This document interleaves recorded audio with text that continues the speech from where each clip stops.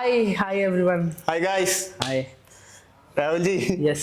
Serious ആവേണ്ട സമയമായി Serious അല്ലെ? ആവേണ്ട സമയം. കൊറേ നാളായി നമ്മൾ പറയണത് പുതിയൊരു എപ്പിസോഡ് ഇതിനു വേണ്ടി മാറ്റി dedicated ഇന്ത്യൻ ഫുട്ബോളിനെ പറ്റി അല്ലെ? Yeah. So the time is here, guys. ഇന്ന് നമ്മൾ കുറച്ച് സീരിയസ് ആയിട്ടുള്ള ഒരു ഹോട്ട് ടോപ്പിക് ആണ്.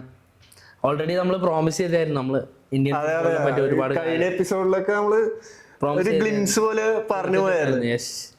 So this is a completely dedicated episode for Indian football. അതെ, ഈ സീരീസിന്റെ ഫസ്റ്റ് എപ്പിസോഡ് എന്ന് പറയുന്നത് ഡൗൺഫോൾ ഓഫ് ഇന്ത്യൻ ഫുട്ബോൾ ആണ്. Yes. Why Indian football is in the downfall? What is the reason? അപ്പം നമുക്ക് ഇന്ന് അതിനെ പറ്റി ഡിസ്കസ് ചെയ്യാം. അത് പറഞ്ഞു തുടങ്ങണമെങ്കിൽ കുറേ വർഷങ്ങൾക്ക് പുറയിലോട്ട് വേണം. അപ്പൊ അത് 18th സെഞ്ചുറിയിലോട്ട് പോകണം. അവിടെ നിന്നാണ് ഇന്ത്യൻ ഫുട്ബോൾ സ്റ്റാർട്ട് ചെയ്യുന്നത് തന്നെ. അതിനു മുന്നേ നമ്മൾ ഡിസ്കസ് ചെയ്യുന്നത് ഇന്ത്യൻ ഫുട്ബോളിന്റെ ഇപ്പൊ ലാസ്റ്റ് നടന്ന ക്യാമ്പയിൻ ഗ്രൂപ്പ് സ്റ്റേജിൽ തന്നെ അതൊരു പരാജയമായിരുന്നു. 0 goals സ്കോർഡ്.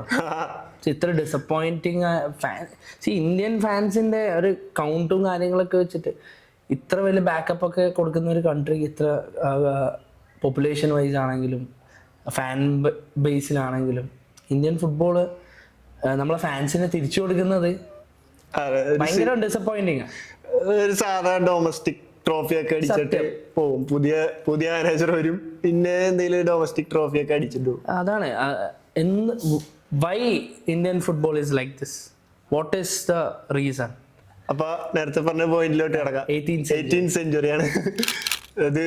നമ്മള് റെക്കോർഡ് ചെയ്ത ടൈം 18th സെഞ്ചുറി ഏകദേശം.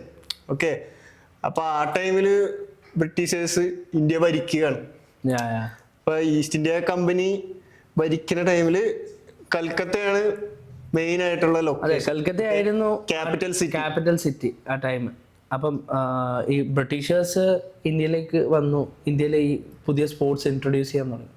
ക്രിക്കറ്റ് ആയിക്കോട്ടെ, ഫുട്ബോൾ, എല്ലാ കൾച്ചറും ഇൻട്രൊഡ്യൂസ് ചെയ്തതിനൊപ്പം തന്നെ ഇതും ഇൻട്രൊഡ്യൂസ് ചെയ്തു. ഫുട്ബോളില്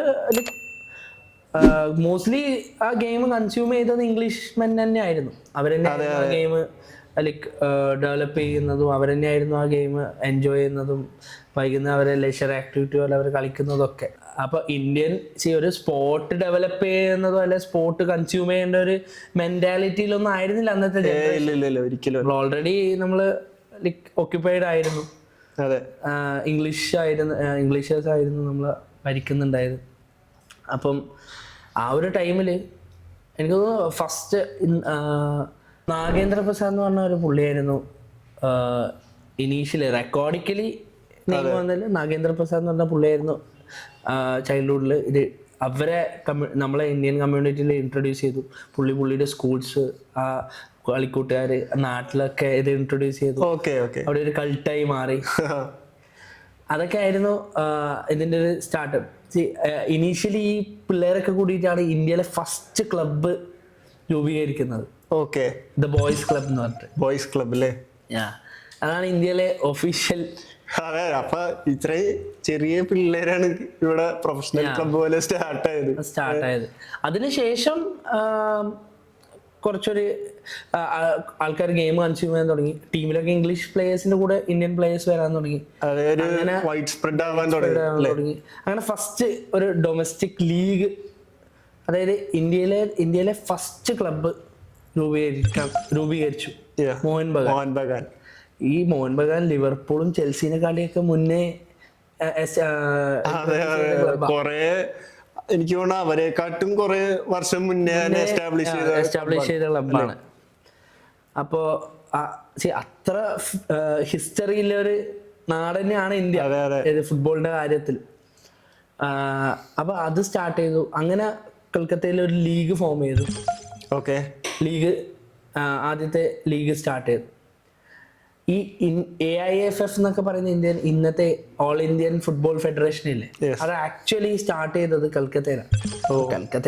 കൽക്കത്തയിൽ മാത്രമായിരുന്നു ഫുട്ബോൾ. അതുകൊണ്ട് കൽക്കത്തയിൽ സ്റ്റാർട്ട് ചെയ്ത് അവർക്ക് വേണ്ടി ഒരു അസോസിയേഷൻ ഉണ്ടാക്കിയതാണ്. അതാണ് പിന്നീട് AIFF ആയിട്ടൊക്കെ നമ്മൾ കാണുന്നത്. യെസ്, അങ്ങനെ പിന്നീട് ഒരു ഗ്രാജുവൽ ലൈക്ക് ഒരു പിന്നെ ഇന്ത്യൻ ഒരു സിറ്റുവേഷൻസ് കാര്യങ്ങളും വേൾഡ് വാർ വന്നു. പിന്നെ വേൾഡ് വാർ 2 വന്നു. ഇതൊന്നും ഒരു എന്താണ് ഇന്നത്തെ പോലെ അല്ലല്ലോ അന്ന്.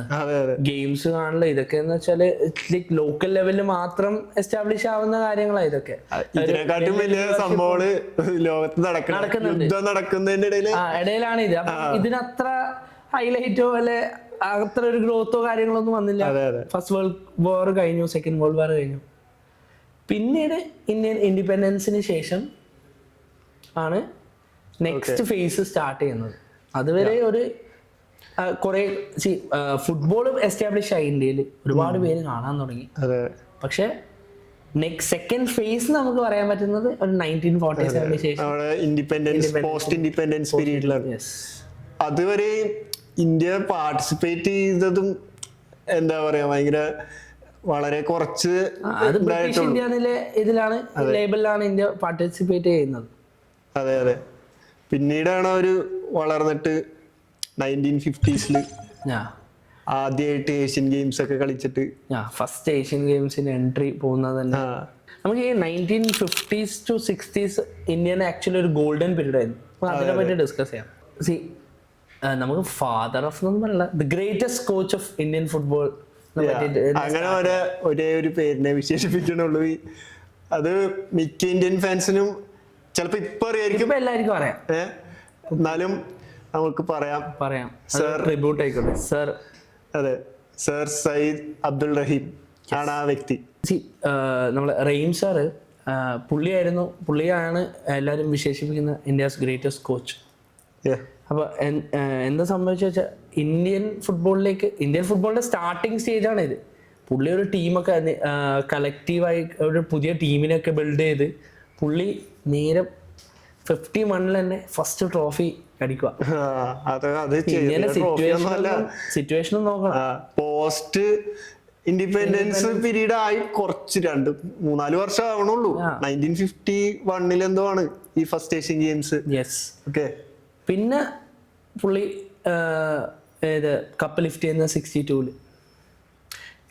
ഈ ഒരു ടൈമിലായിരുന്നു ഇന്ത്യൻ ഫുട്ബോളിന്റെ മെയിൻ അതായത് ഒരു ഗോൾഡൻ ജനറേഷൻ ഉണ്ടായതെന്നാണ് പറയപ്പെടുന്നത്. ഈ ഇന്ത്യൻ ഫുട്ബോളിന് ബ്രസീൽ ഓഫ് ഏഷ്യ എന്നൊക്കെ പറഞ്ഞിട്ടായിരുന്നു അറിയപ്പെടുന്നത്. ആദ്യമൊക്കെ കമന്റേറ്റേഴ്സ് ഒക്കെ പറഞ്ഞ പദവിയാണിത്, കൊടുത്ത പദവിയാണിത്. അത് എനിക്ക് തോന്നുന്നു ഇന്ത്യ അത്രയും നല്ല പ്രകടനം കാഴ്ചവെച്ചു. ഈ ഒളിമ്പിക്സിലും കളിച്ചായിരുന്നു, ഏഷ്യൻ ഗെയിംസ് മാത്രമല്ല, അത് കഴിഞ്ഞിട്ട് ഒളിമ്പിക്സ്. അപ്പൊ അതില് ഇത്രയും യങ് ആയിട്ടുള്ള സ്ക്വാഡിന്റെ ഒക്കെ പെർഫോമൻസ് ഇവർ പ്രതീക്ഷിക്കണില്ല. Average age actually 24, around 24-25 age. പിന്നെ പുള്ളിയാണ് ഓൾറെഡി ഇന്ത്യൻ ഫുട്ബോളില് ഫ്ലൂയിഡ് ഫോർമേഷൻ ഒക്കെ ഇൻട്രൊഡ്യൂസ് ചെയ്തത് തന്നെ പുള്ളിയാണ്. അതായത് 4 ഡിഫൻസ് ലൈൻ, മിഡില് 2 പേര്, 4-2-4 ഫോർമേഷൻ. ഏത് കാലത്ത് ഇതിന് ശേഷമാണ് ബ്രസീൽ ആക്ച്വലി ഈ ഫോർമേഷൻ കൊണ്ടിട്ട് വിൻ ചെയ്തതും കാര്യങ്ങളൊക്കെ. ഈ ഒരു ടൈമിൽ ആക്ച്വലി ഇന്ത്യൻ ഫുട്ബോളിന് പറ്റിയ 1-2 പ്രശ്നങ്ങൾ പറഞ്ഞാല് നമ്മള് കുറെ ഒരു ഫേക്ക് സാധനം കേട്ടിട്ടുണ്ട്. ആക്ച്വലി എല്ലാവരും പറയുന്ന ഇന്ത്യ വേൾഡ് കപ്പ് കളിക്കാൻ ക്വാളിഫൈ ആയി, ഇന്ത്യക്ക് ബൂട്ട് ഉണ്ടായിരുന്നില്ല കളിക്കാൻ, ആക്ച്വലി അങ്ങനെ ഒരു ലോ പോലും അന്നേരം ഫിഫ എനിക്ക് തോന്നുന്നു 1953-54 ആ ടൈം ഈ ബെയർ ഫുട്ട് ഇട്ടിട്ട് ഒരുപാട് പ്ലേയേഴ്സ് കളിക്കുന്ന കാര്യങ്ങളൊക്കെ ഉണ്ടായിരുന്നു. ഇന്ത്യൻ ഫുട്ബോളിന്റെ റീസൺ ആക്ച്വലി ഇതായിരുന്നില്ല അല്ലേ? ഇതിന്റെ പുറകില് മെയിൻ ആയിട്ടുള്ള റീസൺസ് എന്ന് പറഞ്ഞാൽ, ഒന്നാമത്തെ കാര്യം വേൾഡ് കപ്പ് ഒന്ന് എസ്റ്റാബ്ലിഷ് ആയി വരണുള്ളൂ. ആ ടൈമില് ഒളിമ്പിക്സ് ആണ് ആ ടൈമില് ഒരു വലിയ മേജർ ടൂർണമെന്റ്. അവിടെ ഗോൾഡ് നേടാന്നുള്ളതാണ് ഏറ്റവും വലിയ വിജയം. ഓക്കെ, അത് മാത്രമല്ല പിന്നെ വേൾഡ് കപ്പ് നടക്കുന്ന രാജ്യം കൂടി ശ്രദ്ധിക്കണം. സൗത്ത് അമേരിക്കൻ രാജ്യമാണ്. ഓക്കെ, ബ്രസീലിലാണ് വേൾഡ് കപ്പ് നടക്കുന്നത്. അപ്പൊ ഇന്ത്യന്ന് ബ്രസീലിലോട്ട് ഇന്ന് കാണുന്ന പോലെ ഒന്നും ചുമ്മാ ട്രാവൽ ചെയ്യാൻ പറ്റൂല. ഓക്കെ, അന്നത്തെ എക്സ്പെൻസ് എന്നൊക്കെ പറഞ്ഞാൽ വെരി ഹൈ ആണ്. അതൊരു ഫാക്ടർ ആയിരുന്നു. ഈ ഒരു ടൈം ആക്ച്വലി ഇന്ത്യൻ ഫുട്ബോൾ അസോസിയേഷന്റെ കയ്യിൽ ഫണ്ടും ഉണ്ടായിരുന്നില്ല. ഇന്ത്യൻ ഫുട്ബോൾ അസോസിയേഷൻ ഇതിനു വേണ്ടി ഫണ്ട് കൊടുത്തത് അയച്ചത് മോഹൻ ബഗാനും മൈസൂരിലെ അസോസിയേഷനും അവരൊക്കെ ആയിരുന്നു ഇന്ത്യൻ ഫുട്ബോളിന് പൈസ കൊടുത്ത്. ഏകദേശം ആ ടൈമിൽ 1 ലക്ഷം 1.5 ലക്ഷം അങ്ങനെ എന്തോ കൊടുത്തിട്ടാണ് 1 ലക്ഷം രൂപ കൊടുത്തിട്ടുണ്ടായിരുന്നു. ഓക്കെ. അപ്പം എനിക്ക് തോന്നുന്നു നീ പറഞ്ഞതുപോലെ ഒരുപാട് കാര്യങ്ങൾ മറച്ചു വെക്കാൻ വേണ്ടിയിട്ടോ ഒരു എക്സ്ക്യൂസിനുള്ള രീതിയിലൊക്കെയാണ് ഈ അങ്ങനെ തന്നെയാണ് നമ്മള് ചെറുപ്പത്തിലും കേട്ടു വരുന്നത് അല്ലെ. അതെ, ചെറുപ്പത്തിലൊക്കെ കേൾക്കണം. കാരണം നമുക്ക് അന്നേരം ഡീറ്റെയിൽസ് ഒന്നും ഇല്ല ഇത് ഫാക്ട് ചെക്ക് ചെയ്യാനല്ല. ഇന്ന് ഒരുപാട് ഡീറ്റെയിൽസ് വന്നു, ആൾക്കാർ അറിയാൻ തുടങ്ങി. ഇന്നിപ്പോ നമ്മള് നോക്കുകയാണെങ്കിൽ അങ്ങനെ ഇപ്പൊ പറഞ്ഞില്ലേ റഹീം സാറിന്റെ കാര്യം, എത്ര പേർക്ക് അറിയാം. ഇപ്പൊ ഈ അടുത്ത് സിനിമ ഇറങ്ങിയതുകൊണ്ട് ശേഷം മാത്രമാണ് അതെ അല്ലാണ്ട് എനിക്ക് തോന്നല്ല പേഴ്സണലി. അതെ, ഇങ്ങനത്തെ മൂവീസ് ഒക്കെ ഒരുപാട് ഹെൽപ്പ് ചെയ്യുന്നുണ്ട്. അവര് റിയൽ ഫേസ് ഒക്കെ പുറത്തു വരാനും ഒരുപാട് ആൾക്കാർ അറിയാത്ത അത് അതിന്റെ റീസൺസ് എന്ന് പറഞ്ഞാൽ ഇപ്പൊ ഇന്ത്യയിൽ ഒരു ഡെവലപ്മെന്റ് വരുന്നുണ്ട്. അപ്പൊ എല്ലാ മെയിൻ സ്ട്രീം മീഡിയാസിലും ഇപ്പൊ ഫുട്ബോൾ റിലേറ്റഡ് ആയിട്ടുള്ള ടോക്ക് ഷോസ്, പിന്നെ ഇപ്പൊ സിനിമ, പിന്നെ OTT പ്ലാറ്റ്ഫോമില് സീരീസ് ഒക്കെ ആയിട്ട് വരുന്നുണ്ട്. അപ്പൊ ഇന്ന് അതിനൊരു റീച്ച് കിട്ടുന്നുണ്ട്. ഇന്നൊരു റീച്ച് ഉണ്ട്. പിന്നെ ഇന്ത്യയിലും അതിന്റെ പോപ്പുലാരിറ്റി കൂടി വരുവാണ്. ഇപ്പൊ ഇന്ത്യ ഓസ്ട്രേലിയ വേൾഡ് കപ്പ് ഉണ്ടായിരുന്നില്ലേ, ഇതിനെക്കാട്ടി ആൾക്കാരാണ് ഫ്രാൻസ് അർജന്റീന ഫൈനൽ കണ്ടത്. സർപ്രൈസ് ആവേണ്ട ആവശ്യമൊന്നുമില്ല. പക്ഷെ എന്നാലും ഞാൻ പറയാം, ഇന്ത്യയില് വ്യൂവർഷിപ്പ് കൂടുതൽ ഉണ്ടായതായിരുന്നു. അപ്പൊ നമുക്ക് ബാക്ക് ടു നമ്മളെ ഗോൾഡൻ ഏജ് 1960s. ഈ റഹീം സാറിന്റെ ഒക്കെ ടാക്ടിക്കൽ വിഷനും കാര്യങ്ങളൊക്കെ ഭയങ്കരമായിരുന്നു. നമ്മളാ മൂവിയിൽ തന്നെ ശ്രദ്ധിച്ചാൽ മതി. പുള്ളി ഓരോ ടീംസിന്റെ അടുക്ക എടുക്കുന്ന സത്യം ആൾക്കാരെ പിക്ക് ചെയ്തോണ്ട്. അല്ല, അന്നത്തെ ഒരു കാലത്ത് ഡൊമസ്റ്റിക് ലീഗ്സോ കാര്യങ്ങളോ അല്ലെങ്കിൽ ഈ ഒരു ഹൈറാർക്കിയോ കാര്യങ്ങളോ ഒന്നും ഇല്ല. ഈ പുള്ളി ഇന്ത്യ മൊത്തം നടന്ന് ഇങ്ങനത്തെ സെറ്റ് ചെയ്യലൊക്കെ ഭയങ്കര ടാസ്കാ. അത് ഇവരങ്ങനെ അധികം ഫണ്ടൊന്നും ചെയ്യില്ല. ഇയാള് പുള്ളി സ്വന്തം പാഷൻ കൊണ്ടൊക്കെ തന്നെയാണ് കൂടുതലും ആൾക്കാരെ പിക്ക് ചെയ്തേക്കുന്നത്. അതന്നെയാണ് ആ പുള്ളിക്കുണ്ടായ റിസൾട്ടും. എനിക്ക് തോന്നുന്നു, ഞാൻ എപ്പോഴും വിചാരിക്കുന്ന ഒരു കാര്യമാണ് ഇന്ത്യൻ ഡെമോഗ്രാഫിക്സും ഇന്ത്യൻ ഒരു നമ്മളെ കൾച്ചറൽ എലിമെന്റിൽ ഒരുപാട് ഫുട്ബോളിൽ ഇൻഫ്ലുവൻസ് ചെയ്യുന്ന സാധനമാണ്. ഒരു ഇന്ത്യൻ കോച്ചിന് മാത്രമേ ഇന്ത്യനെ എപ്പോഴും അപ്ലിഫ്റ്റ് ചെയ്യാൻ പറ്റൂ. ഉറപ്പാണ്. നമ്മളിപ്പോ ശ്രദ്ധിച്ചാൽ മതി, ക്രിക്കറ്റിന്റെ കാര്യത്തിലാണ് ടീം ഇന്ത്യ ഏറ്റവും കൂടുതൽ പെർഫോം ചെയ്തിട്ടില്ല ആരാണ്ടല്ലോ, ഇന്ത്യൻ കോച്ചസിന്റെ അണ്ടറിൽ തന്നെയാണ്. അപ്പൊ ഈ നമ്മളെ ഫുട്ബോളിലേക്ക് വരുമ്പോൾ ഒരുപാട് ഫാക്ടേഴ്സ് ഉണ്ട്. ആ ഒരു ടൈമില് പുള്ളി അങ്ങനത്തെ ഒരു ടീം സെറ്റ് ചെയ്തു. അതിനുശേഷം പുള്ളി ഈ ടീമിനെ ട്രെയിൻ ചെയ്യുന്നു, മൾട്ടിപ്പിൾ ടൂർണമെന്റ്സിൽ കൊണ്ടുപോകുന്നു. അതും ഡൊമസ്റ്റിക് ടൂർണമെന്റ് ഒന്നുമല്ല, എല്ലാ ടോപ്പ് ലെവൽ ടൂർണമെന്റ്. ഫ്രാൻസിന്റെ കൂടെ, ഓസ്ട്രേലിയന്റെ കൂടെ ലീഡിങ് ആയിട്ട് നിൽക്കുന്ന ഒരുപാട് കൺട്രീസിന്റെ കൂടെ പുള്ളി ഈ ടീം കമ്പീറ്റ് ചെയ്തിട്ടുണ്ട്. നല്ല റിസൾട്ടും കൊണ്ടുവന്നു. എനിക്ക് ബ്രസീൽ ഓഫ് ഏഷ്യ എന്നൊന്നും പറഞ്ഞാലും വലിയ ഇതൊന്നുമില്ല. കാരണം ഇന്ത്യൻ ഫുട്ബോളിന്റെ ഒരു സ്റ്റൈലും അതായിരുന്നു. എനിക്ക് തോന്നുന്നു ഈ 56 വേൾഡ് കപ്പില് പെലെക കളിക്കുന്ന വേൾഡ് കപ്പ്, അതിലായിരുന്നു ഈ 4-2-4 ഫോർമേഷൻ ഒക്കെ കൊണ്ടുവന്ന്. ഇതുകൊണ്ട് പുള്ളിക്കാരന് ഇതിന് മുന്നേ ഇതൊക്കെ ഈ മൂവി കാണുമ്പോഴാണ് നമുക്ക് മനസ്സിലാവുന്നത്. വേറൊരു മേജർ പ്രോബ്ലം ഉണ്ടായിരുന്നു ഇന്ത്യൻ ഫുട്ബോൾ ഫേസ് ചെയ്ത്. ഇന്ത്യൻ അസോസിയേഷൻ എന്ത് രീതിയിലാണ് ആ ഡെസിഷൻ ഒക്കെ അന്ന് എടുത്തതെന്ന് എനിക്ക് ഇപ്പോൾ ആലോചിക്കാൻ പറ്റുന്നില്ല. അത് അന്ന് എടുത്താലും ഇന്ന് എടുത്താലും ഒരു മണ്ടൻ ഡെസിഷനാണ് അതൊക്കെ. വേൾഡ് ഫുട്ബോൾ 90 മിനിറ്റ്സിന്റെ ഗെയിമാണ്. ഇവര് ഇന്ത്യൻ ഫുട്ബോള് 50 മിനിറ്റ്സിന്റെ ഗെയിം ആയിരുന്നു. അത് മിക്കവർക്കും അറിയാത്തൊരു ഫാക്ട്. 50 മിനിറ്റ്സിന്റെ ലീഗ്സും ഗെയിംസും ആയിരുന്നു ഇന്ത്യയിൽ നടന്നുകൊണ്ടിരുന്നത്. എനിക്കൊണ്ട് ഏകദേശം ഒരു 1970s വരെയും. അതെ, ഈ 70s ഇന്ത്യ സ്വിച്ച് ചെയ്തത് 90 മിനിറ്റ്സിലേക്ക്. നമ്മളെ പ്രിപ്പറേഷൻ ആണ് നമ്മളെ ഗെയിമിന്റെ റിസൾട്ടിലേക്ക് ലീഡ് ചെയ്യുന്നത്. 50 മിനിറ്റ്, അതായത് ഹാഫ്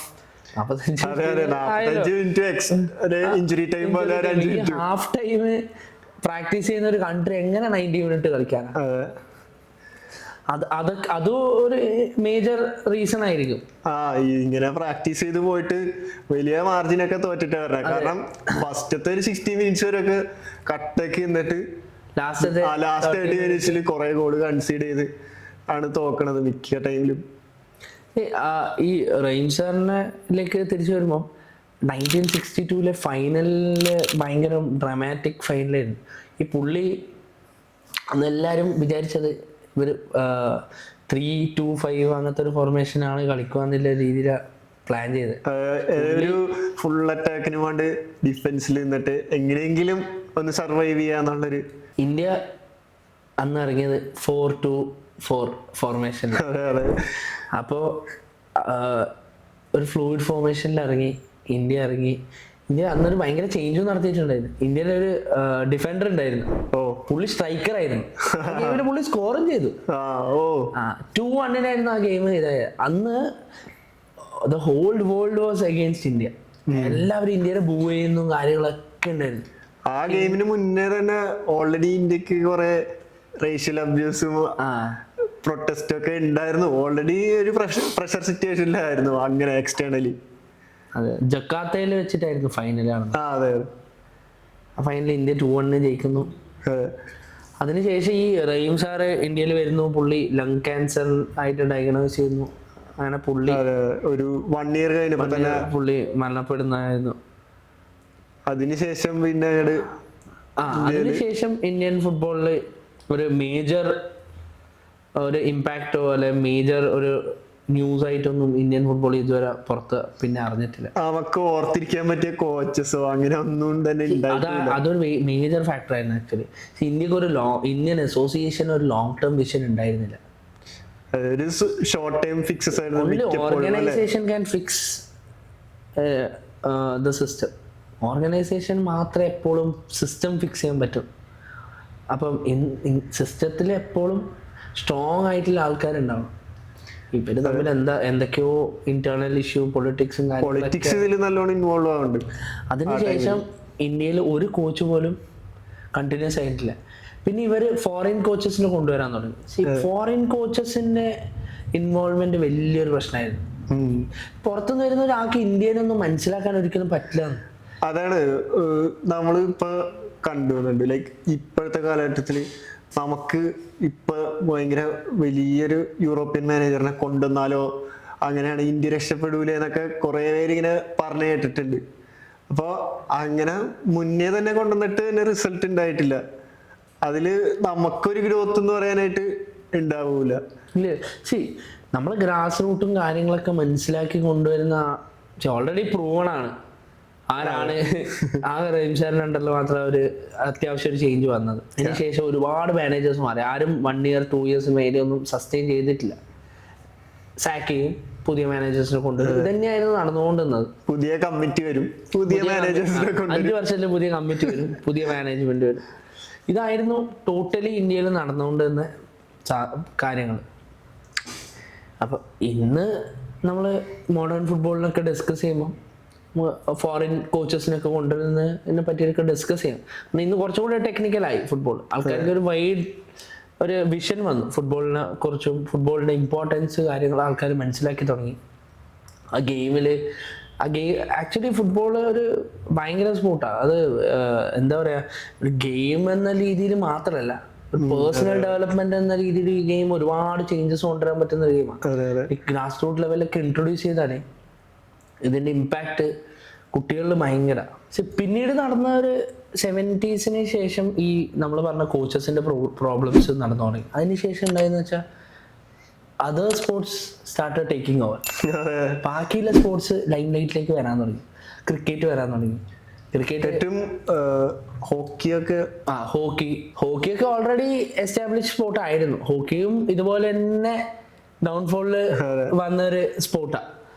അപ്പോൾ ആ ഒരു ടൈം ക്രിക്കറ്റ്, ബാഡ്മിൻ്റൺ, അങ്ങനെ ഒരുപാട് ടെന്നീസ്, ഒരുപാട് ഗെയിംസ് ഫ്രണ്ടിലേക്ക് വരാൻ തുടങ്ങി. ക്രിക്കറ്റിൽ 83 വേൾഡ് കപ്പ് അടിച്ചതിന് ശേഷം പിന്നെ ഒരു തിരിച്ചോ നോട്ടോ കാര്യങ്ങളോ ആൾക്കാർക്കും ഉണ്ടായിരുന്നില്ല. Cricket was future. കാരണം എന്ന് വെച്ചാൽ ക്രിക്കറ്റിന് അത്രയും അറ്റൻഷൻ കിട്ടാൻ തുടങ്ങി. ക്രിക്കറ്റ് കമേഴ്ഷ്യലൈസ് ആവാൻ തുടങ്ങി. ഫുൾ റൂട്ട് ലെവൽ തൊട്ട് ടോപ്പ് ലെവൽ വരെ കമേഴ്ഷ്യലൈസ് ആവാൻ തുടങ്ങി.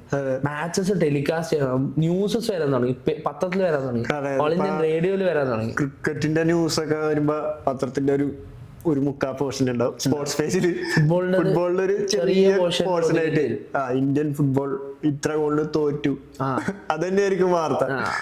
ജയിച്ചത് ചിലപ്പോ അതിലും ചെറുതായിരിക്കും. അല്ല, ആ ഒരു ടൈമില് ഇന്ത്യൻ മാച്ചസ് ഒന്നും ബ്രോഡ്കാസ്റ്റ് ചെയ്യാതെ അന്നേരം ഓൾ ഇന്ത്യൻ റേഡിയോ ഒക്കെ ആയിരുന്നു മേജർ മീഡിയ. ഓൾ ഇന്ത്യൻ റേഡിയോയിലും ഇതിലും ആൾക്കാര്, അതായത് നമ്മൾ ഈ ബ്രാൻഡിങ്ങിലൊക്കെ പറയുന്നത് പോലെ എപ്പോഴും വിസിബിൾ ആയ ആൾക്കാർ മാത്രമേ എക്സിസ്റ്റൻസ് ഇല്ലു. ഈ എക്സിസ്റ്റൻസ് ആൾക്കാരുടെ ഇടയിൽ നിന്ന് പോകാൻ തുടങ്ങി. ഫുട്ബോൾ എന്ന സ്പോർട്ട് ആൾക്കാർ മറന്നു തുടങ്ങി ഒരു പോയിന്റിന് ശേഷം. ആ ഒരു ഇന്ത്യൻ ടീം എന്നുള്ള ഒരു വികാരമൊക്കെ ആൾക്കാർക്ക് കുറഞ്ഞു വരാൻ തുടങ്ങി. മറ്റുള്ള സ്പോർട്സ് ഓവർടേക്ക് ചെയ്തു. ക്രിക്കറ്റ് ഭയങ്കര എസ്റ്റാബ്ലിഷ്ഡ് ആയി ഇന്ത്യയിൽ.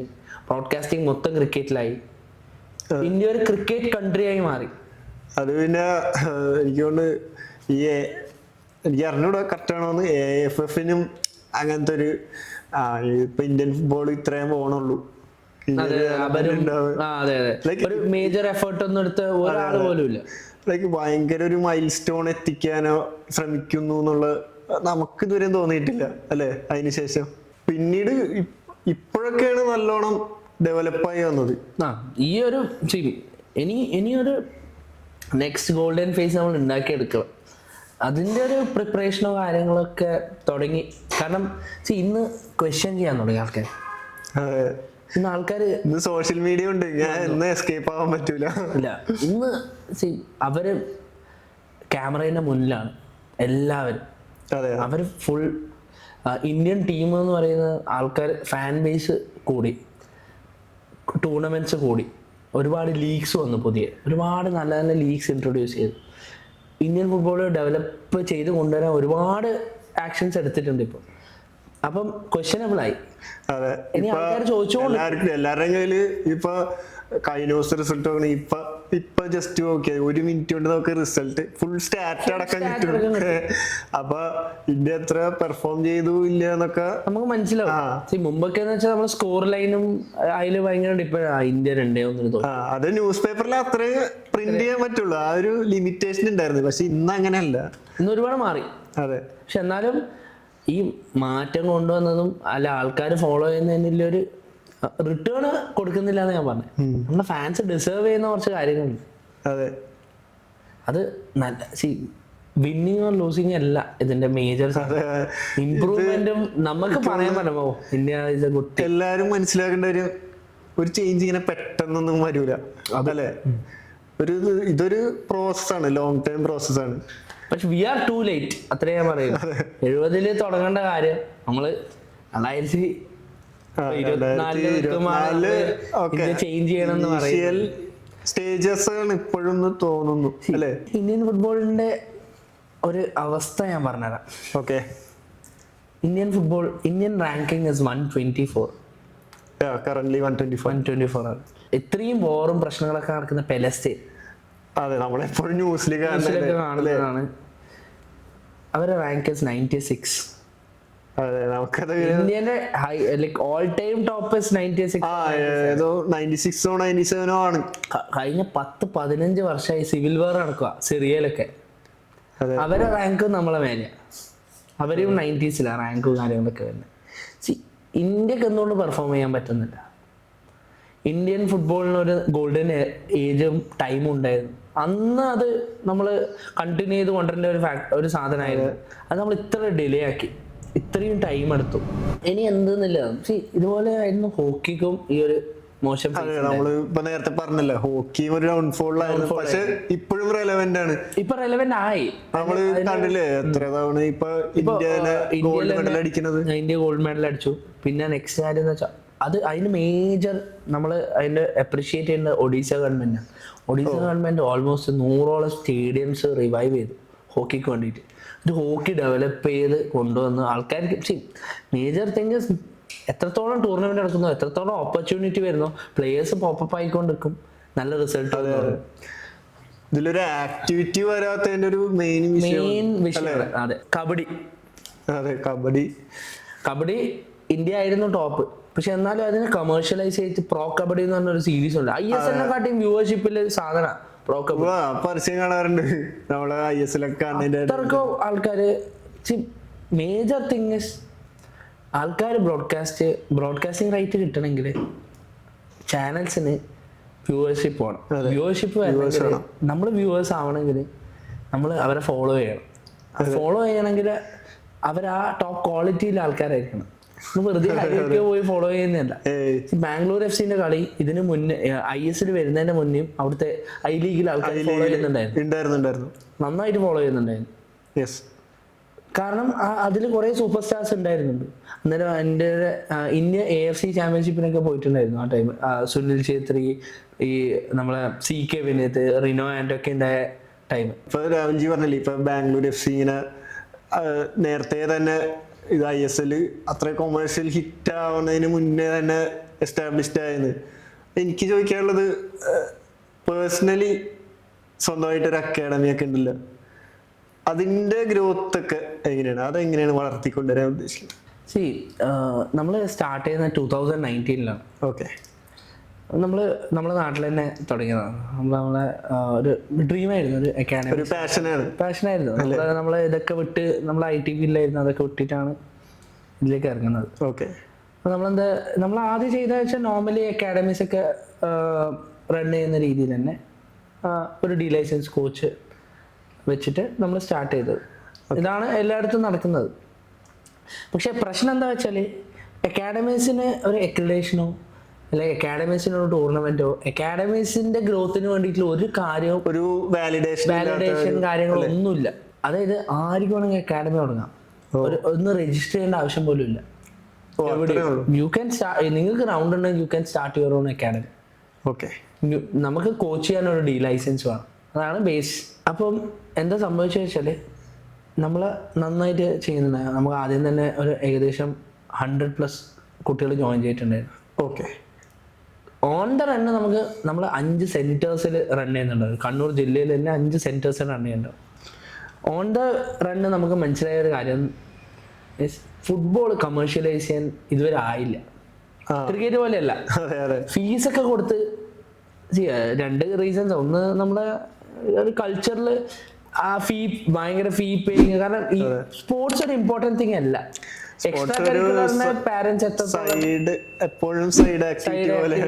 എത്രത്തോളം ഇൻവെസ്റ്റ് ചെയ്യും ഇതിനൊന്നും ഒരു ക്ലാരിറ്റി ഒന്നും നമുക്ക് തരാൻ പറ്റില്ല. അപ്പൊ നമുക്ക് മനസ്സിലായി ഇത് കമേഴ്ഷ്യലൈസ് ചെയ്യാൻ പറ്റാത്ത ഒരു സ്പോർട്ടാണ് നമുക്ക് ഇതിൽ. അപ്പൊ നമ്മൾ സ്ട്രാറ്റജി ഒന്ന് ഷിഫ്റ്റ് ചെയ്തു. നമ്മൾ ഒരു 3 കാറ്റഗറിക്ക് സ്കോളർഷിപ്പ് കൊടുക്കാൻ തുടങ്ങി. ഓക്കെ. 3 കാറ്റഗറി എന്ന് പറയുമ്പോൾ ഏജ് കാറ്റഗറി ഒന്ന് Under 10, Under 12, Under 14. അതിന്റെ കൂടെ തന്നെ നമ്മളൊരു ഗേൾസ് ഫുട്ബോൾ ഡെവലപ്മെന്റ് ഒരു ഇനീഷ്യേറ്റീവ് എടുത്തു. Super 30 എന്ന് പറഞ്ഞിട്ട് നമ്മളൊരു പ്രൊജക്ട് ഫോം ചെയ്തു. നമ്മളൊരു ഫ്യൂച്ചർ പ്രൊജക്റ്റാണ്. അപ്പൊ Super 30 എന്ന് പറയുന്നത് നമ്മളെ ലൊക്കാലിറ്റിയിലെ അടുത്തിലെ 30ഓളം പെൺകുട്ടികൾക്ക് ഫ്രീ ആയിട്ട് കോച്ചിങ് കൊടുക്കുന്നത്. പക്ഷെ ആ ഏജ് കാറ്റഗറീസ് 12 ഇയേഴ്സിൽ താഴെയുള്ള കുട്ടികൾ മാത്രമേ നമ്മൾ എടുക്കൂ. അവർക്ക് ഫ്രീ ആയിട്ട് 30 കുട്ടികളാണ് ആദ്യം തന്നെ സൈനപ്പ് ചെയ്തത്. നമുക്ക് അങ്ങനെ കൗണ്ട് ഒന്നും ഉണ്ടായിരുന്നില്ല. 30 കുട്ടികൾ, 28-30 കുട്ടികളാണ് സൈനപ്പ് ചെയ്തത്. 30 കുട്ടികൾ നമ്മൾ കണ്ടിന്യൂസ് ട്രെയിനിങ് ആയിരുന്നു. കണ്ടിന്യൂസ് ഇൻ ദ സെൻസ് എല്ലാ വീക്കെൻഡ്സിലും ട്രെയിനിങ് ഉണ്ടായിരുന്നു. സാറ്റർഡേ സൺഡേസിൽ ഏതൊക്കെ ഡേയ്സിൽ ഓഫ് ഉണ്ടായിരുന്നു ആ ഡേയ്സിലൊക്കെ നമ്മൾ ഇത് ചെയ്യണ്ട. പിന്നെ എല്ലാ അടുത്തുള്ള കുട്ടികളായിരുന്നു, അവർ ഈവനിങ്ങും വരാറുണ്ടായിരുന്നു. നമ്മൾ കണ്ട കുറേ കാര്യങ്ങളെന്ന് വെച്ചാൽ ബോയ്സിൻ്റെ ഒരു കാര്യം എന്ന് വെച്ചാൽ ബോയ്സിൻ്റെ ഫുട്ബോൾ ഡൈനാമിക്സ് കൂടുതലും അവരെ പ്ലേ സ്റ്റൈലും കാര്യങ്ങളൊക്കെ എഫക്ട് ചെയ്യുന്നത് അവർ ലോക്കൽ ഫുട്ബോളിലായിരിക്കും അവർ സ്റ്റാർട്ട് ചെയ്തിരുന്നത്. നാട്ടിൽ നിന്ന് കളിക്കുന്നത്, നാട്ടില് നന്നായി കളിക്കുന്ന ചേട്ടന്റെ ഇൻഫ്ലുവൻസ്, ഇതൊക്കെയാണ് ഈ കുട്ടികളിൽ വരിക. ഓൾറെഡി ഇവര് നാട്ടിൽ നിന്ന് കളിക്കുന്നതല്ലോ. ഗേൾസ് ഇതുവരെ ഫുട്ബോൾ കളിക്കാത്ത ആൾക്കാരാണ്. സോ ടെക്നിക്കൽ ഫുട്ബോൾ ഭയങ്കരമായിട്ട് നമുക്ക് പറഞ്ഞു കൊടുക്കാൻ പറ്റും. പെട്ടെന്ന് ക്യാച്ച് ചെയ്യുന്നു, അവരെ പാസിങ്ങും കാര്യങ്ങളും എല്ലാം ആക്യുറേറ്റ് ആണ്. അവരെ ഗെയിം സ്റ്റൈല് ഒരു ടെക്സ്റ്റ് ബുക്ക് ഫുട്ബോൾ പഠിപ്പിക്കുന്ന പോലെ പഠിക്കണ പോലെ തന്നെ നമ്മള്. പിന്നെ ഇവര് ഇൻട്രസ്റ്റഡ് ആയിട്ടുള്ള ആൾക്കാരാണ് ടേൺ അപ്പ് ചെയ്തത്. അപ്പൊ ഇവർക്ക് ഭയങ്കര ഇൻട്രസ്റ്റ് അക്കാഡമിയിൽ വരാനും ക്യാമ്പിന്. അവരൊരു എനർജി ലെവൽ വേറെ തന്നെ. ഇവരെ നമ്മളെ ഇൻസ്റ്റാ പേജിലൊക്കെ കയറി വീഡിയോസ് ഒക്കെ കാണാം. ഭയങ്കര എനർജി ലെവലിലെ കുട്ടികളാണ്, ഇൻട്രസ്റ്റഡ് കുട്ടികളാണ്, നമ്മൾ വെറുതെ നിർബന്ധിച്ച് വീട്ടിൽ നിന്ന് ഫീസ് കൊടുത്ത് പറഞ്ഞു വിടുന്ന കുട്ടികളൊന്നല്ല. അവരവരെ സ്വന്തം ഇഷ്ടപ്രകാരം സ്കൂൾ വിട്ട് നേരെ ഗ്രൗണ്ടിൽ വന്ന് പ്രാക്ടീസ് ചെയ്യുന്ന കുട്ടികളാണ്. ഇതിന്റെ റിസൾട്ട് നമുക്ക് ഉണ്ടായത് 2 yearsന് ശേഷം. അതായത് കഴിഞ്ഞ 2022, 23, 24 നമുക്ക് ഇതിന്റെ റിസൾട്ട് കാണുന്നത്. 22 ഏകദേശം നമ്മളെ 4 players ജില്ലാ ടീമിലുണ്ടായിരുന്നു, കണ്ണൂർ ജില്ലാ ടീമിൽ. ഓക്കെ. അതുപോലെ തന്നെ 23 നമ്മളെ ഏകദേശം 7+ കുട്ടികൾ ടീമിലുണ്ടായിരുന്നു, മൾട്ടിപ്പിൾ ഏജ് കാറ്റഗറി വുമൻസിന്റെ കണ്ണൂർ ഡിസ്ട്രിക്ട് ടീമിൽ. അതിൽ 2 players കേരള ടീമിലുണ്ടായിരുന്നു, സ്റ്റേറ്റ് ടീമിലുണ്ടായിരുന്നു. ഓക്കെ. അപ്പൊ ആ ഗ്രോത്ത് വന്നത് ഇതാണ് ഞാൻ പറഞ്ഞിരുന്നത്. ഗ്രാജുവലി 3-4 വർഷത്തെ ഈ കുട്ടികള് ഈ വർഷം തന്നെ നമ്മള് ഏകദേശം 6+ കുട്ടികൾ ഓരോ ഏജ് കാറ്റഗറിയിലും കണ്ണൂർ ഡിസ്ട്രിക്ട് ടീമില് ഉണ്ട്. ആ പ്രോസസ്സ് നന്നായിട്ട് നടന്നുകൊണ്ട് പുതിയ കുട്ടികൾ വരുന്നുണ്ട്, പുതിയ സൈനപ്പ് വരുന്നുണ്ട്. അതിങ്ങനെ ഇവോൾവ് ആയി വരും. ഈ കുട്ടികളെല്ലാം നമ്മളെ ജനറേഷൻ ഉണ്ടാവുക, നെക്സ്റ്റിന് വരാൻ പോകുന്നതായിരിക്കും നമ്മളെ ഒരു ഗോൾഡൻ ജനറേഷനായി മാറുക. 2030 ആകുമ്പോഴേക്ക് 2030 18 years ആവുന്ന കുട്ടികളായിരിക്കും നമ്മളെ ജെംസ്. ബാക്കി പ്രോസസ്സാണ്. ബാക്കിയുള്ള ടീം ഫിൽട്ടർ ഔട്ട് ആയി നല്ലൊരു ടീം വരുന്നതാണ് പ്രതീക്ഷ. പക്ഷെ നമ്മളത് ഒരു സ്മോളർ റീജിയനിൽ കൺഫൈൻഡ് ആണ്. അത്ര വലിയ സപ്പോർട്ടോ കാര്യങ്ങളൊന്നും ഇവിടുന്നും ഇല്ല. ഒരു ലാസ്റ്റ് ഇയർ 2023 ഇപ്പോൾ കേരള ഫുട്ബോൾ അസോസിയേഷനിലും എല്ലാത്തിലും ഒരു മേജർ ചേഞ്ച് വന്നത്. ഒരുപാട് ഇൻട്രൊഡക്ഷൻ ഓഫ് ന്യൂ ലീഗ്സ് കാര്യങ്ങളൊക്കെ വന്നു. ഇതില് കണ്ണൂർ ഫുട്ബോൾ ഡെവലപ്മെന്റിനും നല്ലൊരു ഇൻഫ്ലുവൻസ് ഉണ്ട്. അതായത് നമ്മൾ കഴിഞ്ഞ വർഷം കണ്ണൂർ ഫുട്ബോൾ അസോസിയേഷനിൽ നമ്മൾ ജനറൽ ബോഡി ഡിസ്കഷനിലും കാര്യങ്ങളിലൊക്കെ പുതിയൊരു വിങ്ങിനെ കൊണ്ടുവന്നു ഫുട്ബോൾ ഡെവലപ്മെൻറ്റിന് വേണ്ടിയിട്ട്. ഇവരെ മോട്ടീവ് എന്താണെന്ന് വെച്ചാൽ ഇങ്ങനെയൊക്കെ ഫുട്ബോളിൻ്റെ അവയർനെസ് കൊടുക്കാം സ്കൂൾസിലും കാര്യങ്ങളിലും. നെക്സ്റ്റ് തിങ് ഇസ് ഏതൊക്കെ രീതിയിൽ ഡെവലപ്പ് ചെയ്യാം. കേരള ഫുട്ബോൾ അസോസിയേഷൻ ആക്ച്വലി ഒരുപാട് ഇനീഷ്യേറ്റീവ്സ് എടുക്കുന്നുണ്ട്. ഇപ്പം KFA പുതിയതായിട്ട് ഒരുപാട് ടൂർണമെന്റ്സ് ലോഞ്ച് ചെയ്യുന്നുണ്ട്. നമ്മൾ കഴിഞ്ഞ എപ്പിസോഡ് പറഞ്ഞിട്ടുണ്ടായിരുന്നു ചാക്കോളേഴ്സ് പറഞ്ഞിട്ട്. ചെറിയ ഏജ് കാറ്റഗറിയിൽ, അതായത് അണ്ടർ 16 താഴെയുള്ള ഏജ് കാറ്റഗറീസിൽ ഒരു ടൂർണമെന്റ് ഉണ്ടായിരുന്നില്ല. ഇപ്പം ഇവര് ഒരു പുതിയ ലീഗ്, ചക്കോളേഴ്സ് പറഞ്ഞ പുതിയ ലീഗ് ഇൻട്രൊഡ്യൂസ് ചെയ്തു. ഏകദേശം ഒരു ടീമിന് ഒരു ടോട്ടൽ ഒരു 50 to 60 മാച്ചസ് വരുന്നുണ്ട്. ഒരു ടീമിന് എങ്ങനെ ഒരു 18 മാച്ചസ് ഒക്കെ വരുന്നുണ്ട്. എല്ലാ ജില്ലയിലെ അക്കാഡമീസ് കോൺസെൻട്രേറ്റ് ചെയ്തിട്ടാണ് ഈ കാര്യങ്ങളൊക്കെ നടക്കുന്നത്. അപ്പം ഇങ്ങനത്തെ ലീഗ് ഇൻട്രൊഡ്യൂസ് ചെയ്യാൻ തുടങ്ങി, ഒരുപാട് ടൂർണമെന്റ്സ് ഇൻട്രൊഡ്യൂസ് ചെയ്യാൻ തുടങ്ങി. ഇതൊക്കെ ഇപ്പം എടുത്ത ഇനീഷ്യേറ്റീവ്സാണ്. അതായത് ഇപ്പൊ ഒരു 2 വർഷമായിട്ടുണ്ടാവും അല്ലേ? കഴിഞ്ഞ 1 വർഷമായിട്ട് സ്റ്റാർട്ട് ചെയ്ത ഇനീഷ്യേറ്റീവ്സ് ആയിരുന്നു. അപ്പം നമ്മൾ നേരത്തെ പറഞ്ഞ ഡെവലപ്മെന്റ് കമ്മിറ്റി രൂപീകരിച്ചു. അപ്പൊ അതിന്റെ ഒരു വിഷൻ ആക്ച്വലി ഈ KFAന്റെ വിഷനൊക്കെ ആയിട്ട് മാച്ച് ചെയ്ത് പോകുന്നതാണ്. നമ്മളെന്താ ചെയ്തതെന്ന് വെച്ചാല് ഒന്ന് അവയർനെസ് ക്യാമ്പയിൻസ് ആയിരുന്നു മെയിൻ ആയിട്ട് വേണ്ടത്. അപ്പം അവയർനെസ് പോകണമെങ്കിൽ നമുക്കൊരു ഫേസ് വേണം. അങ്ങനെ നമ്മൾ കണ്ണൂർ ഡിസ്ട്രിക്ട് ഫുട്ബോൾ അസോസിയേഷന് ഒരു ബ്രാൻഡ് അംബാസിഡർ വേണമെന്നുള്ളൊരു തോട്ട് വന്നു. പക്ഷെ അറിയാലോ, ബ്രാൻഡ് അംബാസിഡേഴ്സ് ഒന്നും അങ്ങനെ വെറുതെ വന്ന് ബ്രാൻഡിങ് ഒന്നും ചെയ്യില്ല. നമ്മളൊരു ഭാഗ്യം, ഫോർച്ചുനേറ്റ് എന്നൊക്കെ പറയാം. നമുക്ക് നല്ല ബ്രാൻഡ് അംബാസിഡർ ഷെഫ്ഷാൻ അറിയില്ലേ, യൂട്യൂബർ കണ്ടിട്ടുണ്ട്. യെസ്, പുള്ളിനോട് ഒരു യാദർശികമായിട്ടുള്ളൊരു ഡിസ്കഷൻ വന്നതാ. അപ്പം ഷെഫ്ഷാനോട് ഞാൻ ഇത് ഡിസ്കസ് ചെയ്തു. പുള്ളി ഭയങ്കര ഹാപ്പി. കുട്ടികൾക്ക് വേണ്ടിയിട്ട് ചെറിയ പിള്ളേരൊക്കെയാണ് ഫാൻ ബേസ്. അപ്പൊ പുള്ളിയും പറഞ്ഞു, എന്റെ മകനുണ്ട്, ഒരുപാട് പേര് എന്നോട് ചോദിക്കാറുണ്ട് നല്ല അക്കാഡമി എവിടെയായില്ല ഇത്. ഇങ്ങനെ ഒരു ഇനീഷ്യേറ്റീവ് ഉണ്ട്, നല്ല രീതിയിൽ നമുക്ക് ഇതിനെ കൊണ്ടുവരാന്നുള്ള രീതി. നമുക്കൊരു ദിവസം പോഡ്കാസ്റ്റിന് പുള്ളിനെ കൊണ്ടുവരാം. അതെ, തീർച്ചയായും കൊണ്ടുവരണം. പുള്ളി ഈ ഒരു സൈഡിലേക്കൊക്കെ വരുന്നുണ്ടെങ്കിൽ നമുക്ക് എന്തായാലും നല്ലൊരു ഇൻഫ്ലുവൻസ് ആണ്. കാരണം പുള്ളി ത്രൂ ആണ് ആക്ച്വലി കണ്ണൂർ ഫുട്ബോൾ അസോസിയേഷൻ കുട്ടികളിലേക്ക് വൈഡ് സ്പ്രെഡ് ആയി പോകാൻ തുടങ്ങിയത്. അൾട്ടിമേറ്റ്ലി കുട്ടികളാണ് ഫുട്ബോളിനെ പറ്റി അറിയേണ്ടതും ഇതിന്റെ നോളജും കാര്യങ്ങളൊക്കെ അറിയേണ്ടത്. How to be a pro player, how to play ISL, how to be in the Indian team. ഈ കാര്യങ്ങളൊക്കെ അറിയണമെങ്കിൽ you need proper guidance, proper system എല്ലാം വേണം. ഈ സിസ്റ്റത്തെ പറ്റിയിട്ടൊന്നും ആർക്കും അറിയില്ല. അപ്പം നമ്മൾ ഒരു റിസർച്ചും കാര്യങ്ങളും ചെയ്തപ്പോൾ നോർമലി കഴിഞ്ഞ വർഷം 2022-23 ഇയറിൽ അതായത് കേരള ലീഗ് നടക്കാൻ പോവാം ഡിസ്ട്രിക്ട് വൈസ്. അപ്പം ഇതിന് സെലക്ഷൻ വന്നു. അപ്പം നമ്മൾ ചെയ്തതെന്ന് വെച്ചാൽ നോർമലി ഒരു സെൻറ്ററിലായിരുന്നു സെലക്ഷൻ നടക്കാറ്. അപ്പം ഈ ഒരു സെൻറ്ററിലേക്ക് 500-600 കുട്ടികളൊക്കെ പമ്പിൻ ചെയ്ത് വരുവായ 600 കുട്ടികളിൽ നിന്നൊക്കെ സിംഗിൾ ഡേ സെലക്ഷൻ വെച്ചിട്ട് 30 ടീമിനൊക്കെ എടുക്കൽ വെരി ഹെക്ടിക് ടാസ്കുമാണ്.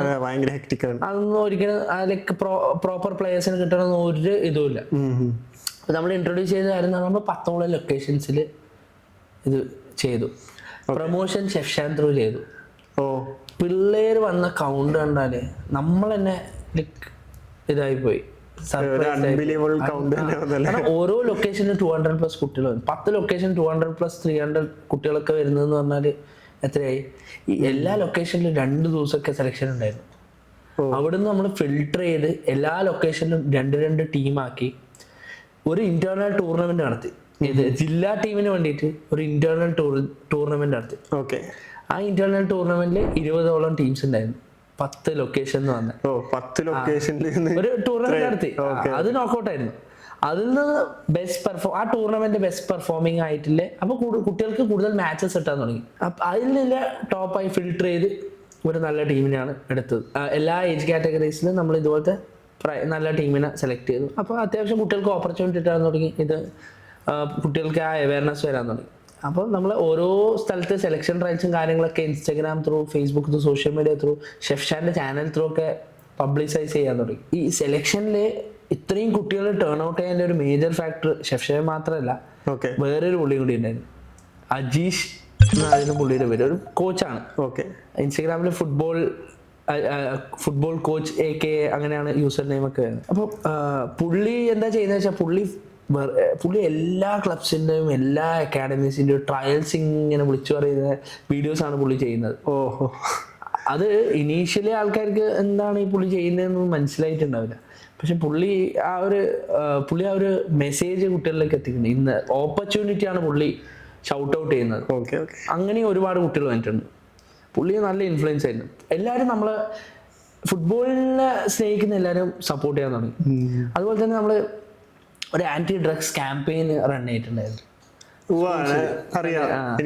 കാൽപന്തായിരുന്നല്ലോ ഡിസൈൻ ചെയ്തത്.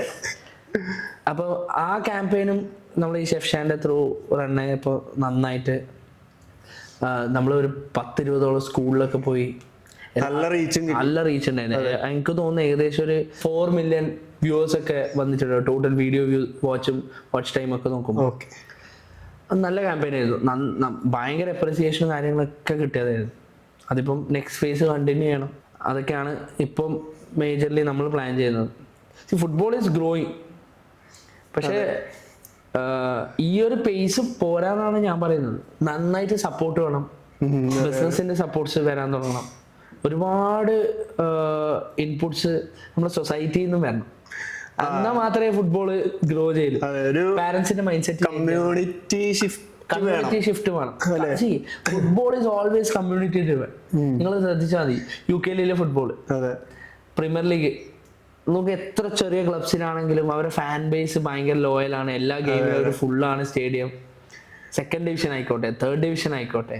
ഇപ്പൊ FA കപ്പിലൊക്കെ ഓരോ ടീം 3rd ഡിവിഷൻ ടീമിനൊക്കെ കളിക്കുന്നത് ആ സ്റ്റേഡിയം ഫുൾ അല്ലേ. അത് ഫസ്റ്റ് ഡിവിഷനിലുള്ളവര് അവിടെ പോയി കളിക്കാൻ വേണം. ലൈക്ക് ഒരു കമ്മ്യൂണിറ്റിയാണ്. അപ്പൊ കമ്മ്യൂണിറ്റി രീതിയിൽ മാത്രമേ വർക്ക് ആവുള്ളൂ ഫുട്ബോൾ എപ്പോഴും. കാരണം ഫാൻസ് ഇല്ലാതെ ഫുട്ബോൾ ഇല്ല. പിന്നെ ഇപ്പൊ രാഹുൽജി പറഞ്ഞ ക്യാമ്പയിൻ ഉണ്ടല്ലോ ഡ്രഗ്സിനെതിരായിട്ടുള്ള. അപ്പൊ അതുപോലെ തന്നെ ഓൾറെഡി യൂറോപ്പില് എല്ലാ കളിയിലും ഇപ്പൊ സേ നോ ടു റേസിസം അതുപോലെ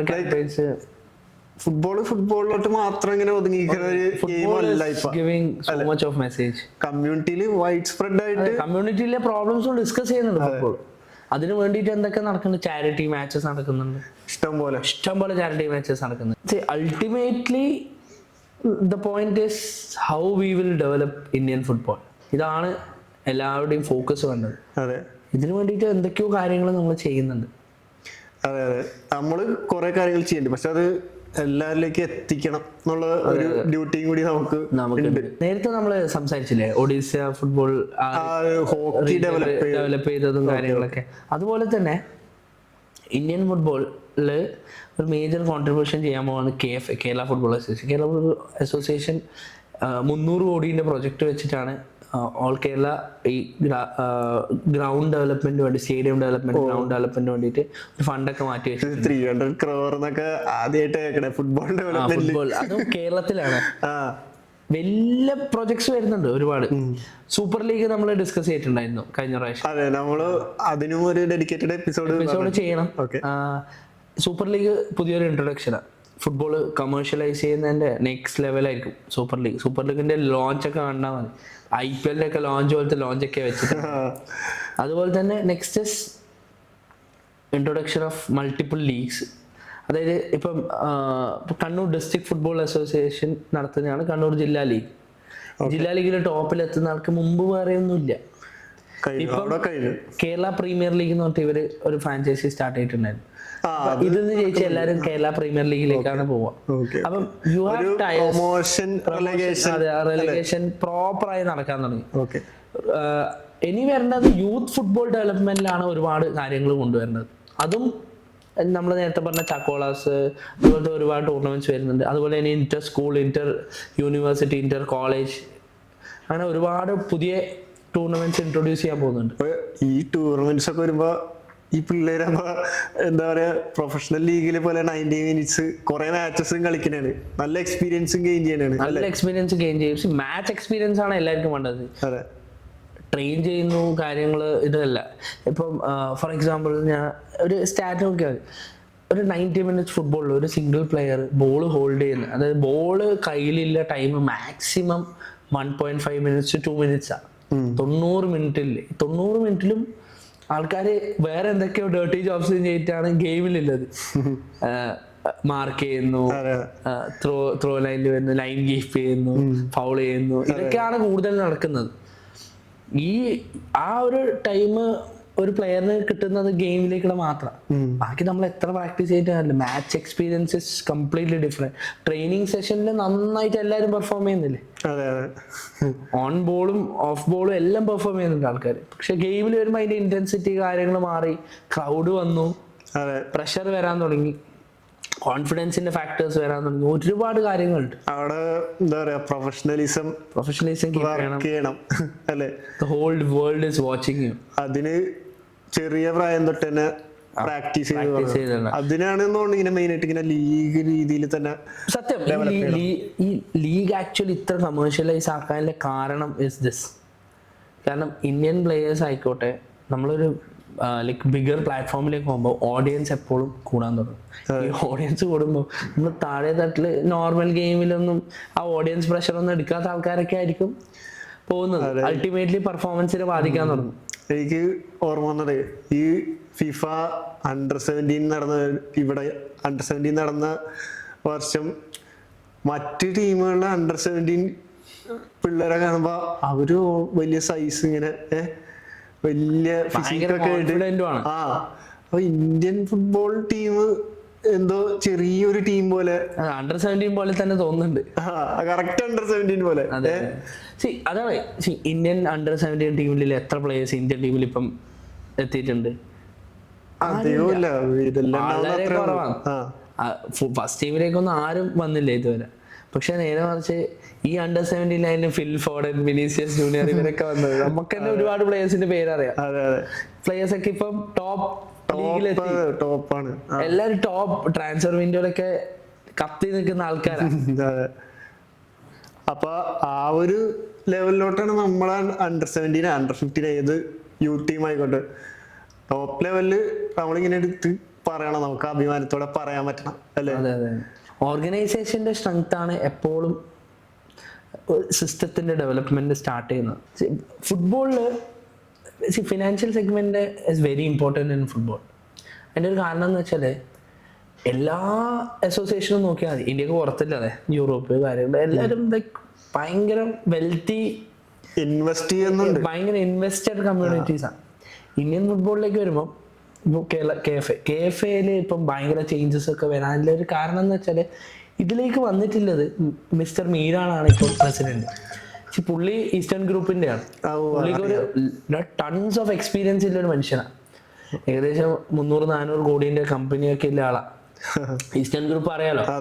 പുള്ളിയൊക്കെ ഫുട്ബോൾ വരുമ്പോൾ ഫുട്ബോളിംഗ് വിഷൻ മാത്രമല്ല, ഒരു ഡെവലപ്മെന്റ് വിഷൻ ഒക്കെ വെച്ചിട്ടായിരിക്കും പുള്ളിനെ പോലത്തെ ആൾക്കാരൊക്കെ ഫുട്ബോളിൽ വരും. ഫുട്ബോളിനെ എങ്ങനെ കമേഴ്ഷ്യലൈസ് ചെയ്യാം, എങ്ങനെ ഫുട്ബോളിനെ നെക്സ്റ്റ് ലെവലിലേക്ക് കൊണ്ടുവരാം. ഇപ്പൊ ഇത്രയും നെറ്റ്വർത്ത് ഉള്ള ഒരാൾ ഫുട്ബോളിൽ ഇൻവെസ്റ്റ് ചെയ്യണമെങ്കിൽ അതിന്റെ പുറകെ നടന്നവര് സമ്മതിക്കണം. പിന്നെ ഇപ്പം ഫോർ എക്സാമ്പിൾ നമ്മളെ സെക്രട്ടറി, കേരള ഫുട്ബോളിന്റെ സെക്രട്ടറി അനിൽകുമാർ, ഈ മീരാനൊക്കെ വരുന്നതിന് മുന്നേ ഒരുപാട് പുള്ളി ഇതിന്റെ പിന്നാലെ ഒരുപാട് നടക്കുന്ന ആൾക്കാരാണ്. ഒരുപാട് നാളായി. ഇതിന് മുമ്പും പുള്ളിയായിരുന്നു സെക്രട്ടറി ആയിട്ടൊക്കെ ഉണ്ടായിരുന്നു. അപ്പൊ ഞാൻ അതാ പറയുന്നത്, money flows into football grow ചെയ്യും. കാരണം സിസ്റ്റത്തിലേക്കാണ് ഈ ഡെവലപ്മെന്റ് വരുന്നത്. ഇപ്പൊ 300 crore കാര്യം നമ്മൾ പറഞ്ഞു, ഹ്യൂജ് ലോട്ട് ഓഫ് മണിയാണ്. ഇതുവരെ കേരളത്തിലൊന്നും ഇന്ത്യൻ ഫുട്ബോളിൽ തന്നെ നമ്മൾ ഇത്ര വലിയ ഫിഗേഴ്സ് കേട്ടിട്ടൊന്നുമില്ല. ക്രിക്കറ്റ് ആണെങ്കിൽ നമ്മൾ ചിലപ്പോൾ വിശ്വസിച്ചിരിക്കും. ഒരു ടീമിന്റെ നെറ്റ്വർത്താ ഇത്, IPL ഒരു ടീമിന്റെ നെറ്റ്വർത്താ ഇത്. അതുമല്ല, അതിന്റെ പകുതിയായില്ലേ. ഫുട്ബോളിൽ ഇങ്ങനത്തെ ഒരു ഇൻവെസ്റ്റ്മെന്റ് വരുമ്പോൾ നമ്മള് ശരിക്കും പറഞ്ഞാൽ നമ്മൾ എല്ലാവരും അപ്രീഷിയേറ്റ് ചെയ്യണം ഇങ്ങനത്തെ ഇനീഷ്യേറ്റീവ്സിനും കാര്യങ്ങളും. കാരണം ഇങ്ങനത്തെ ചേഞ്ചസിന് മാത്രമേ ഫുട്ബോളിനെ നെക്സ്റ്റ് ലെവലിലേക്ക് കൊണ്ടുപോകാൻ. നമ്മുടെ നാട്ടിലെ പ്ലേയേഴ്സൊക്കെ നല്ല പ്ലേയേഴ്സായി, ഭയങ്കര ക്വാളിറ്റി ആയി. നെക്സ്റ്റ് തിങ് എന്ത്, ഇതൊരു കരിയറായിട്ട് പുള്ളിക്ക് കൊണ്ടുപോകണമെങ്കിൽ he should be paid, right? അപ്പൊ നല്ല ക്ലബ്സ് ഉണ്ടെങ്കിൽ മാത്രമേ പെയ്ഡ് ആക്കാം. പുള്ളിക്ക് നല്ല പേയ്മെന്റും കാര്യങ്ങളും കിട്ടും. പുള്ളിക്ക് ഇതൊരു കരിയറായി കൊണ്ടുപോകാൻ പറ്റും. അപ്പം മേജർ ക്ലബ്സിലേക്ക് വരുമ്പം IPL ഒക്കെ ഇല്ല രീതിയിൽ, IPL ഒരു പ്ലെയറിന്റെ റെമ്യൂണറേഷൻ ഒക്കെ ഇല്ല രീതിയിൽ ഫുട്ബോളും വരും. അപ്പൊ അതാണ് നമ്മൾ കാണുന്ന ഫ്യൂച്ചർ അല്ലേ? അതാണ് ഫ്യൂച്ചർ. എന്ന് പറഞ്ഞ ഒരു മെയിൻ ആയിട്ടുള്ള ടോപ്പിക്കാണ് അല്ലേ? നമുക്ക് ഇതിനെ പറ്റിയൊരു സീരീസ് തന്നെയാണ്, separate series. Like Indian football, Kerala football, even district ലെവലിലെ ഫുട്ബോൾ പോലും. അതെ, റൂട്ട് ലെവൽ ഫുട്ബോൾ തൊട്ട് ഗ്രാസ് റൂട്ട് ലെവൽ ഫുട്ബോൾ തൊട്ട് ഓരോ ലെവലിലെ ഫുട്ബോളിംഗ് കരിയർ പാത്സും, എങ്ങനെ നെക്സ്റ്റ് ലെവലിലേക്ക് ഒരു പ്ലെയറിന് എത്താം, എങ്ങനെ അക്കാഡമീസിന് നെക്സ്റ്റ് ലെവലിലേക്ക് എത്താം, കോച്ചസിന് എങ്ങനെ എത്താം, എല്ലാം ഒരു കംപ്ലീറ്റ് പാക്കേജ് ആയിട്ടുള്ള രീതിയിൽ നമുക്ക് ഇനി സീരീസ് ചെയ്തുകൊണ്ട്, ഈവൻ നമ്മള് ലൈൻസ്മാൻ, റെഫറിമാരെ പോലും നമ്മൾ ഇതിൽ കൺസിഡർ ചെയ്യണം. ക്വാളിറ്റി എല്ലാ മേഖലയിലും ഒന്നിച്ചാണ് ഈ ക്വാളിറ്റി ഡെവലപ്പ് ആവുന്നതും കാര്യങ്ങളൊക്കെ. ഇതിനെപ്പറ്റി നമുക്ക് സെപ്പറേറ്റ് ആയിട്ട് ഇനി ലൈക്ക് എപ്പിസോഡ് ബൈ എപ്പിസോഡ് ചെയ്തുകൊണ്ട് പോകണം. അതെ, അപ്പൊ നമുക്ക് പറയാനുള്ളത് ഇതിനെപ്പറ്റി നമ്മള് ഇനിയും ഡിസ്കസ് ചെയ്യുന്നതായിരിക്കും. ലൈക്ക് ഒരുപാട് കാര്യങ്ങൾ സംസാരിക്കാനുണ്ട് അല്ലേ രാഹുൽ? ഒരുപാട് പുതിയ കാര്യങ്ങളും ഇൻട്രൊഡ്യൂസ് ചെയ്യാനുണ്ട്, പുതിയ അപ്ഡേറ്റ്സ് തരാനുണ്ട് ഫുട്ബോളിനെ പറ്റിയിട്ട്. ഇനി നമ്മൾ ക്ലബ്സിൻ്റെ ഇൻട്രൊഡക്ഷൻസ് ഉണ്ടാവും, ടീമിൻ്റെ ഇൻട്രൊഡക്ഷൻ, പ്ലെയേഴ്സ്, ഇതിനെ പറ്റിയിട്ടൊക്കെയുള്ള എല്ലാ ഡിസ്കഷനും ഇനി നമ്മളെ ചാനൽസിൽ വന്നുകൊണ്ടിരിക്കും. നമ്മളെ എയിമും is to educate the society, educate the football fans. എല്ലാ പ്ലേയേഴ്സും, അതായത് റൂട്ട് ലെവലിലെ പ്ലേയേഴ്സിനെ നമുക്ക് എങ്ങനെ നെക്സ്റ്റ് ലെവലിലേക്ക് എത്തിക്കാം. നിങ്ങൾക്ക് എന്ത് ഡൗട്ടോ കാര്യങ്ങളുണ്ട് നമുക്ക് നമ്മളെ DM ചെയ്യാം. നമ്മളെ Instagram ID, Facebook ID എല്ലാം നമ്മളിവിടെ താഴെ കൊടുത്തിട്ടുണ്ട്. നമ്മളിപ്പോ ഒരു ട്വിറ്റർ ഹാൻഡിലും സ്റ്റാർട്ട് ചെയ്തിട്ടുണ്ട്. അതായത് ഇമ്പോർട്ടന്റ് ന്യൂസുകളൊക്കെ വരുമ്പോ അപ്പൊ തന്നെ റീട്വീറ്റ് ചെയ്യാനും പോസ്റ്റ് ചെയ്യാനായിട്ട്. അപ്പൊ അതും നിങ്ങൾ ചെക്ക്ഔട്ട് ചെയ്യുക അല്ലേ? യെസ്. അപ്പം for more footballing updates and for more podcast like this നിങ്ങൾ നമ്മളെ സപ്പോർട്ട് ചെയ്തുകൊണ്ടിരിക്കുക. നമ്മൾ ഒരുപാട് പുതിയ ഗസ്റ്റിനൊക്കെ കൊണ്ടുവരാനും പുതിയ ഗസ്റ്റിനൊക്കെ ഇൻട്രൊഡ്യൂസ് ചെയ്യാനൊക്കെ അപ്കമിങ് പ്രോഗ്രാംസ് നമ്മൾ പ്ലാൻ ചെയ്തിട്ടുണ്ട്. നിങ്ങളുടെ സപ്പോർട്ട് വന്നാൽ നമുക്ക് നല്ല രീതിയിൽ കൊണ്ടുപോകാം. അപ്പൊ എല്ലാരും ഫുട്ബോളിൽ ലൈക്ക്, ഷെയർ, സബ്സ്ക്രൈബ്, ബെൽ ഐക്കണും അമർത്തുക. Okay, thank you.